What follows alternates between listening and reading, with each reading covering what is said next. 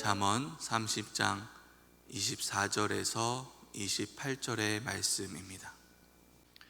함께 봉독하겠습니다. 땅에 작고도 가장 지혜로운 것이 넷이 있나니 곧 힘이 없는 종류로되 먹을 것을 여름에 준비하는 개미와 약한 종류로되 집을 비워 바위 사이 짓는 사반과 임금이 없으되 다 때를 지어 나아가는 메뚜기와 손에 잡힐만 하여도 왕궁에 있는 도마뱀이니라. 아멘. 오늘 하루도 그리스도 예수의 평강이 여러분과 함께 하시길 주님의 이름으로 축복합니다. 사진을 잘 찍는 어느 목사님이 있습니다. 그런데 특이하게 그 목사님은 풀 위에 맺힌 영롱한 이슬방울만 찍었다고 합니다. 그 이슬 사진을 모아서 화보집을 내기도 했습니다. 그 목사님이 하시는 말씀이 이슬방울에 같은 모양이 하나도 없다는 것입니다. 그러자 사람들이 우리가 보기에는 다 똑같은 모양인데 이 다르다는 것을 어떻게 구별합니까? 라고 물었다고 합니다. 그러자 목사님이 이렇게 대답했습니다. 자세히 보면 압니다. 그런데 위에서 보면 보이지 않습니다. 이슬을 보려면 이슬보다 낮아야 합니다. 풀잎에 맺힌 이슬을 찍으려면 땅바닥에 들어 누워야 합니다. 땅에 누워서 보면 다른 세상이 보입니다. 이 일어서서 보는 세상과 누워서 보는 세상이 다르게 보인다는 것입니다. 사람의 시선의 위치가 다르기 때문입니다. 오늘 본문은 아굴이 쓴 잠언의 내용입니다. 어쩌면 아굴 역시 이슬 사진을 찍은 그 목사님의 시선으로 세상을 바라보았던 것 같습니다. 오늘 본문에서 아굴은 가장 지혜로운 것을 어디에서 찾고 있습니까? 24절의 말씀입니다. 땅에 작고도 가장 지혜로운 것 넷이 있나니, 땅에서 가장 작은 것에서 이 지혜로움을 찾았습니다. 작다는 말은 어리다, 연약하다, 하찮다는 말과 같습니다. 위에서 보면 그저 작고 하찮은 미물일지 모릅니다. 그러나 아굴은 다른 시각에서 이 네 가지 미물을 바라보고 또 주목했습니다. 그러자 그를 통해 지혜를 배웠다고 말하고 있습니다. 그 네 가지 생물은 무엇입니까? 바로 개미와 사반과 메뚜기와 도마뱀입니다. 가장 먼저 소개된 개미는 먹을 것을 여름에 준비하는 지혜가 있습니다. 다가올 미래를 예측하고 준비하는 지혜입니다. 개미는 부지런히 양식을 저장합니다. 겨울이 찾아오면 자신들이 먹을 것을 찾기 어려운 순간들이 오기 때문입니다. 이러한 지혜는 강한 사자에서는 찾아볼 수 없는 지혜입니다. 시편에 보면 젊은 사자는 궁핍하여 줄일지라도 라는 구절이 있습니다. 이 젊은 사자가 굶을 때가 있다는 것입니다. 왜 그렇습니까? 미래를 준비하지 않기 때문입니다. 사자는 언제나 들판에 나가서 다른 동물들을 잡아먹을 수 있다는 생각이 있기 때문입니다. 그러나 사자 역시 하루 종일 먹잇감을 발견하지 못할 수도 있고 혹 몸이 아파서 사냥이 어려운 순간도 있습니다. 그때를 미처 대비하지 못할 때 굶게 되는 것입니다. 이러한 지혜를 우리에게도 적용할 수 있습니다. 예수님께서는 이 땅에 재물을 쌓지 말고 하늘의 재물을 쌓으라고 말씀하셨습니다. 다가올 미래에 하나님의 나라가 완성될 것이기 때문입니다. 오늘만 보고 살다가 미처 하나님의 나라를 준비하지 못하는 것은 매우 어리석은 행동입니다. 마치 신랑을 맞이하러 나간 처녀가 등에 기름을 준비하지 못하여 신랑이 찾아왔을 때 혼인잔치에 들어가지 못한 것처럼 말입니다. 이처럼 우리는 개미를 통해 하나님의 나라를 준비해야 함을 배울 수 있습니다. 이 두 번째는 사반입니다. 사반은 바위 너구리라고도 불리는 어떤 너구리와 비슷한 종류의 동물입니다.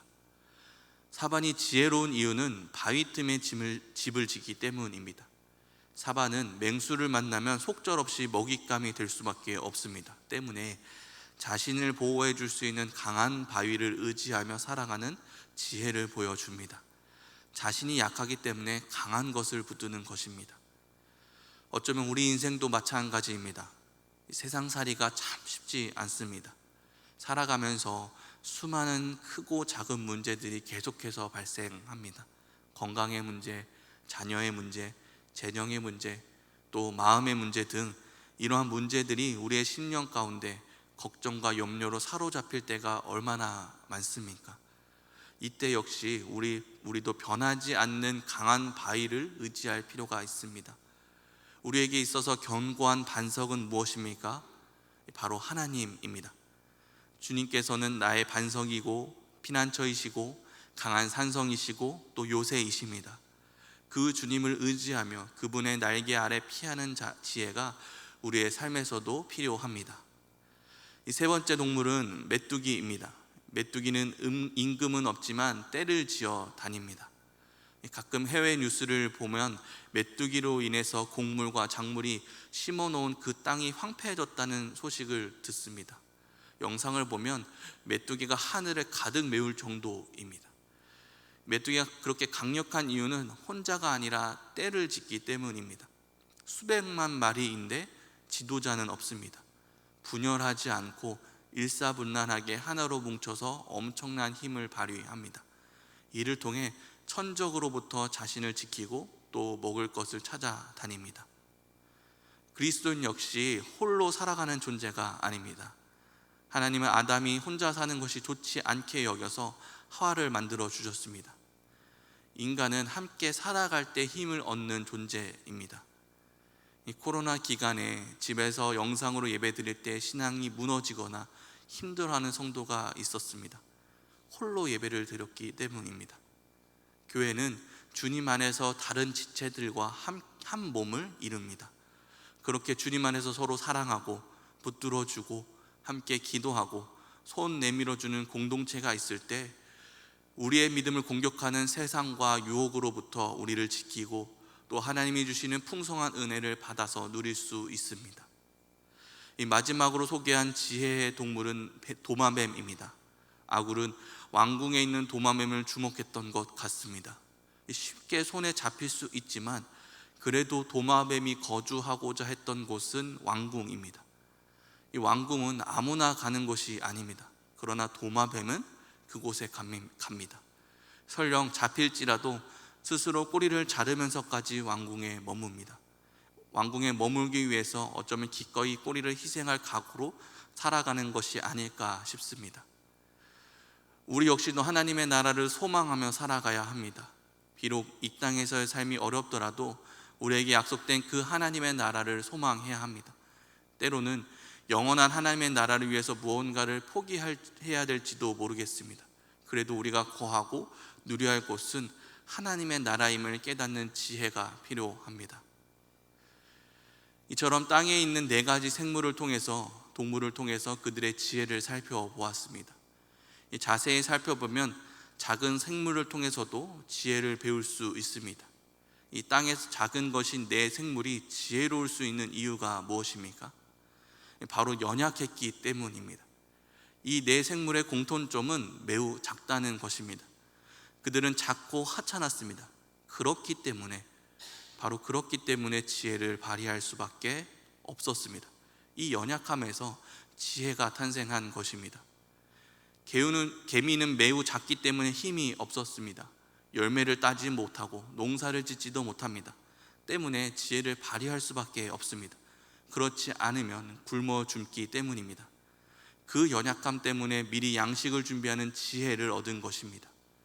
사바는 맹수들을 대항할 만한 날카로운 발톱이나 커다란 덩치가 없습니다.